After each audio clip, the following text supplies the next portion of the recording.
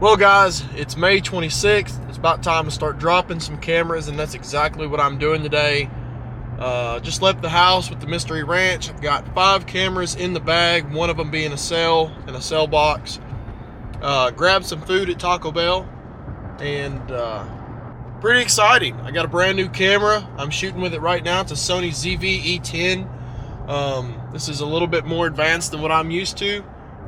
Looks great. The quality is unreal, and I'm hoping to step my game up this fall. But I've been eyeing this thermal hub for a while, and it's kind of a pain to get to.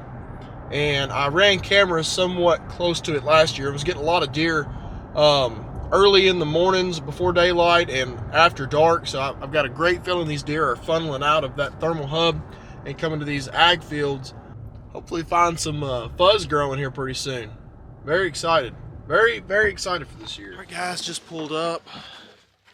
I'm having some second thoughts on taking the cell cam in. Honest to God, as early as it is in the year, I don't really see a point in me putting it out yet, taking a chance of it getting stolen or something. So what I'm actually going to do is take these non-cells with me. I'm going to drop probably all 4 of them and come back in about a month and a half and check them, and then from there I'll just follow my normal strategy, which is to always drop the non-cells first. I run a lot of these Tascos, nothing special, $28 at Walmart, or they used to be before our piece of crap president got in. Now they're $32. $3 are going to kill me.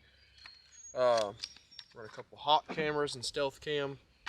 All pretty good, reliable cameras. Can't go wrong with non-cells. It seems like it's when you get into the cellular cameras that things start kind of getting a little wishy-washy on performance. But I'm going to spray down real good with some permethrin and lock the truck up. Of course, put on the Kinetrex and get to work.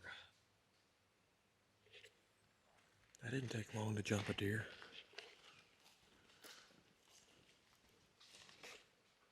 Haven't made it. Probably 100 yards from the truck and jumped the doe. Headed right off this access road right here. Alright guys, brought the GoPro with me just to save a little battery on the new cam.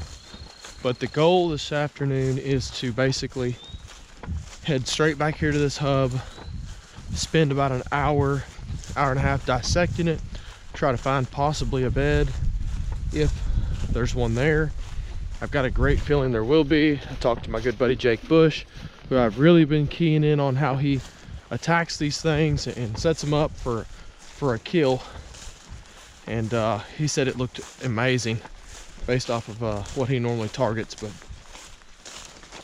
work my way back to the hub, work my way out of the hub towards these ag fields, and drop some cameras as I go. But that's the plan. I've been known to do something like this and not drop a single camera, so that would not surprise me. But knowing what I know about some deer in here last year, I may even have a few pictures I can drop and show you guys kind of the quality of deer that I was getting before I pulled my cameras. There are some great deer back in here, but finding them early season is kind of tough. And every camera set that I have is essentially for the first week and a half, 2 weeks of season, and that's it. So after that, I'll move on to my normal areas.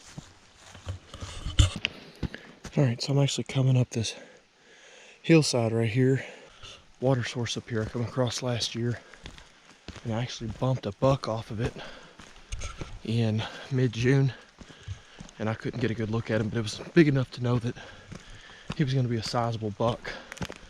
So I'm going to get over here and check out this pond, probably drop one of the cameras on it. I don't really like hunting over water sources like that, just because these bucks that live up in these hills can get their water out of a hollowed out stump. So it doesn't take a giant water source to give them something to drink. I think it's actually just right here. It's right off the trail. I didn't wear the crap.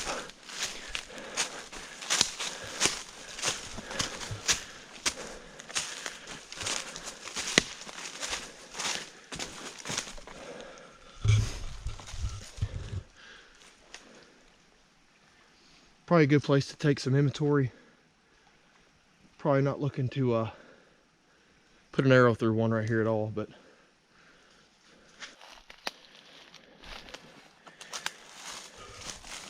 you know, this is one of those times that younger me would want to drop the camera right here on this trail that comes through. Goes right by this water source. But there's so little sign around that water, even does and yearlings, track-wise, that I'm gonna keep moving. And back in the day, I would have dropped the camera on that, no problem. And I would have come back about a month or two later and been super disappointed. All right, so I've made it back in here pretty close to where I really got to start weaving and trying to find this hub scrape. I'm not seeing a lot of oaks, which is discouraging. There's one right here. There is a beech tree right here, but no good licking branches. So I'm gonna jump back on this faint little trail right here. There it is. Keep going. All right, so I'm working around this back of this hub right now, and there's a pretty faint trail coming across this drainage. I just seen something super interesting. And can you see how that splits that wide? I can almost fit two of my fingers in there. It's a pretty good sized buck track. Or part of a buck track. Got a feeling I'm getting pretty close. I know I got up over here by this private, and there was they made it very clear that you are not coming over there for anything. So kind of makes me want to drift away from that. On the off chance that I found good sign, what's the point in hanging a camera that's going to get stolen? Or you're going to shoot a buck of a lifetime and you can't even go over there and get him.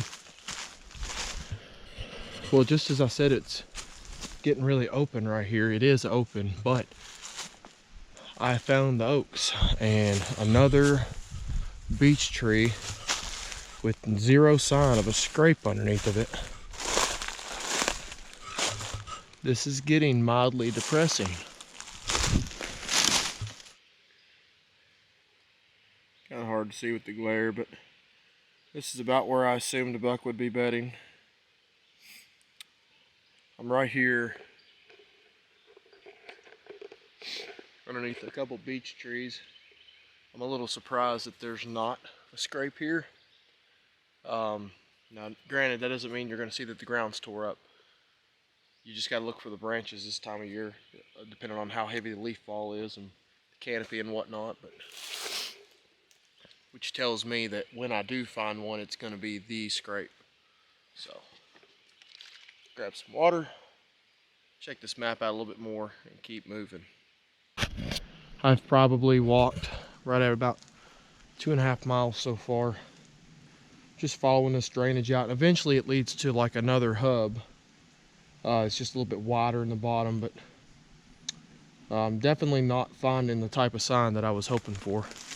You know, the trees are here, the terrain, the cover. I'm missing something. I don't know what it is. All right, guys, I'm down here in this bottom. You can see how thick it's gotten, kind of out of the oaks now, but this is like a transition area. 3 different drainages come down right into this area. It's another really tight thermal hub, and I'm getting into some pretty good sign. You can see right here, it's a heck of a crossing. There's a couple pretty decent sized tracks in this thing. There's a trail that goes here and crosses right there, and there's also one right here, goes this way.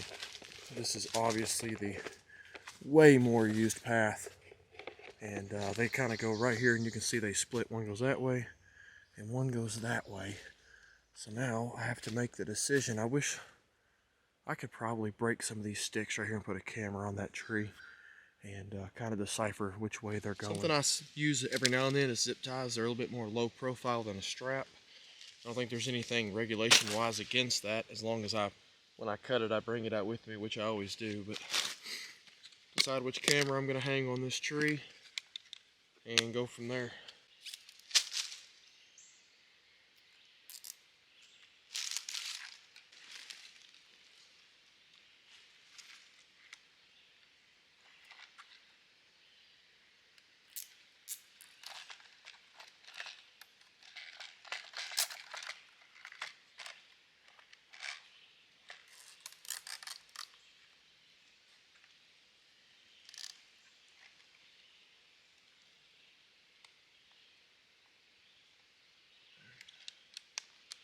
Now, a must-have. Get your little camera stick.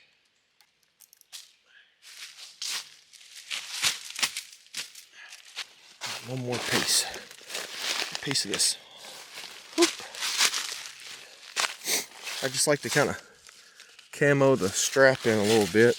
But I don't like to do it so much to where there's a chance these leaves can get in front of that camera, because that is a very sad card pull.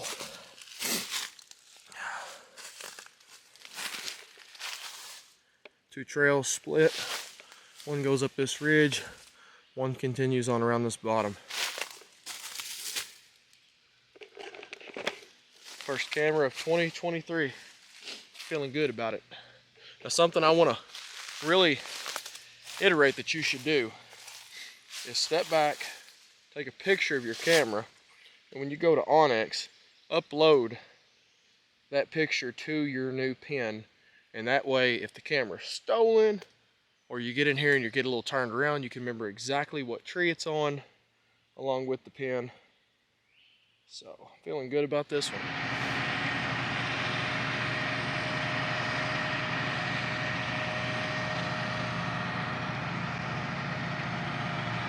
Guys, you just heard the tractor go by. They're out here planting corn and beans, and I'm essentially in the middle of nowhere right now. This is going to be a dud of a camera set, at least for 2 months, I would say.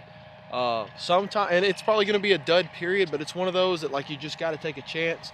I would have to ground hunt these deer back here. There's no trees hardly anywhere that you could climb up into, but there's going to be corn behind me, and I think they're going to plant beans over here in front of me.